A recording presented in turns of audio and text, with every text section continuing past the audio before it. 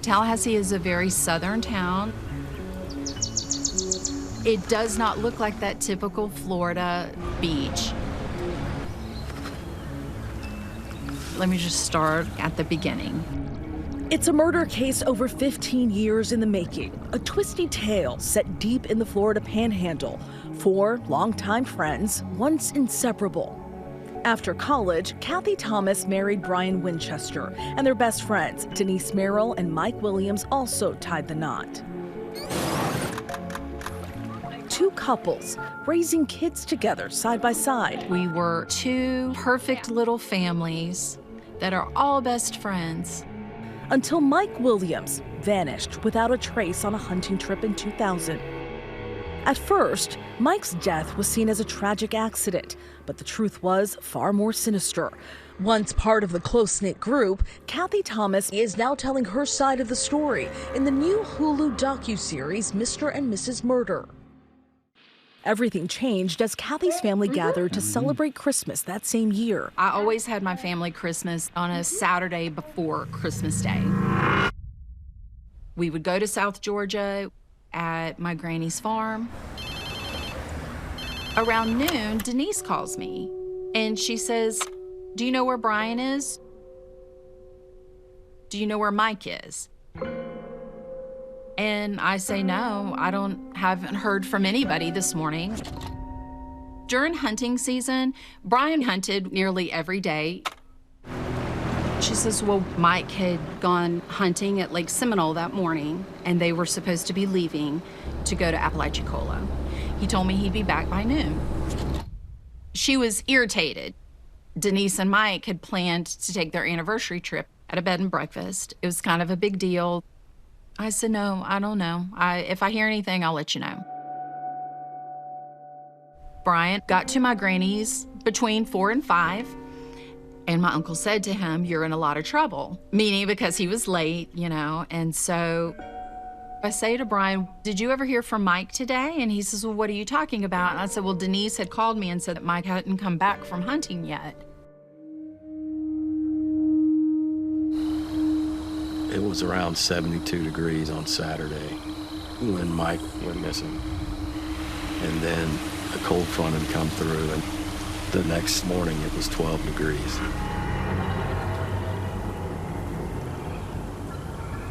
After 10 days searching, I knew it was a recovery operation.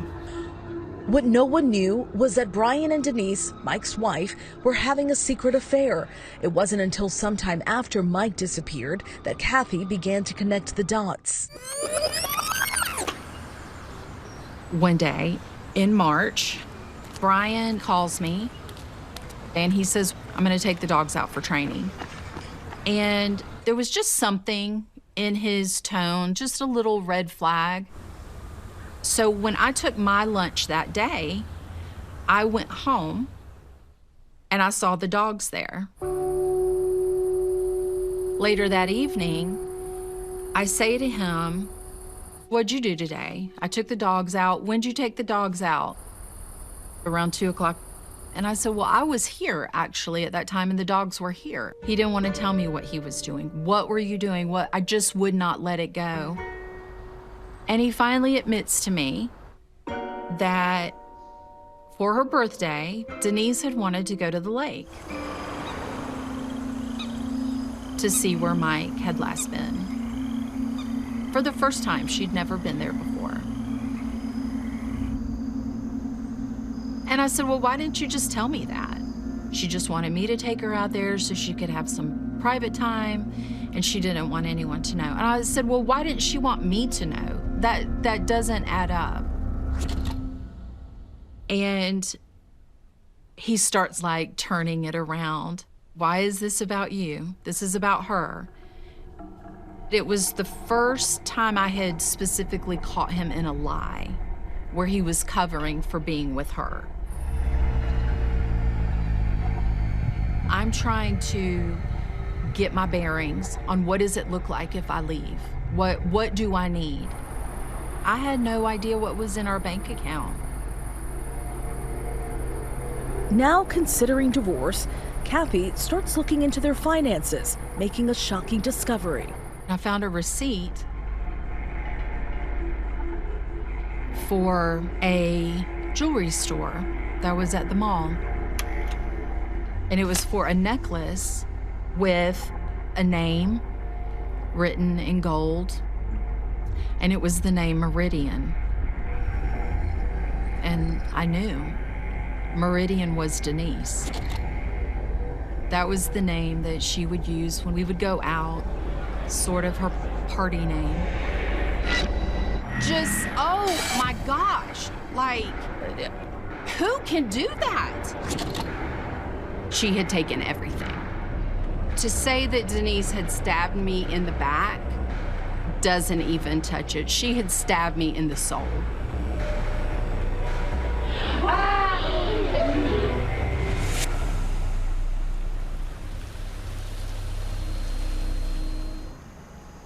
In June, 6 months after the initial search, we found a set of waders floating.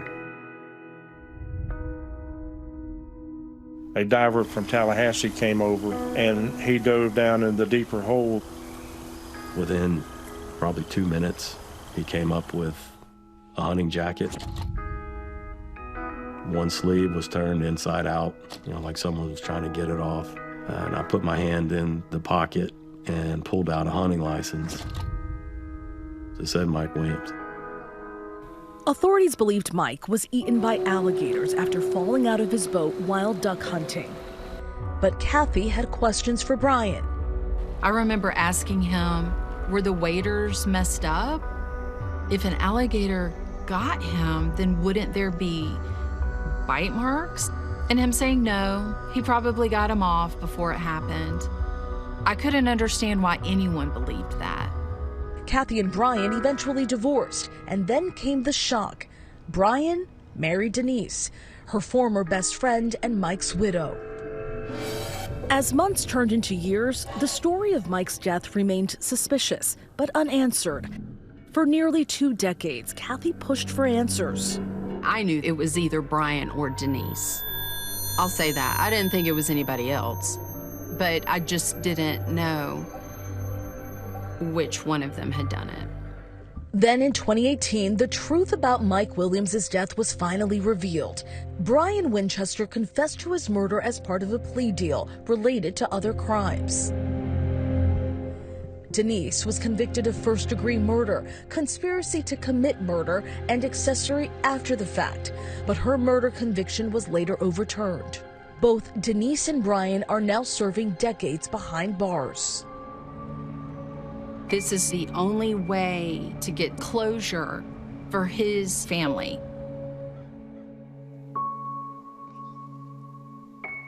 I did it.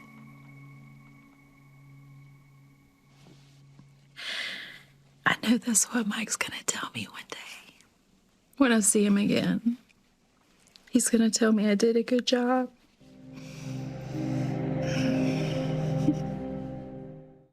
Our thanks to Stephanie. For much more in this story, watch Mr. and Mrs. Murder, now streaming on Hulu.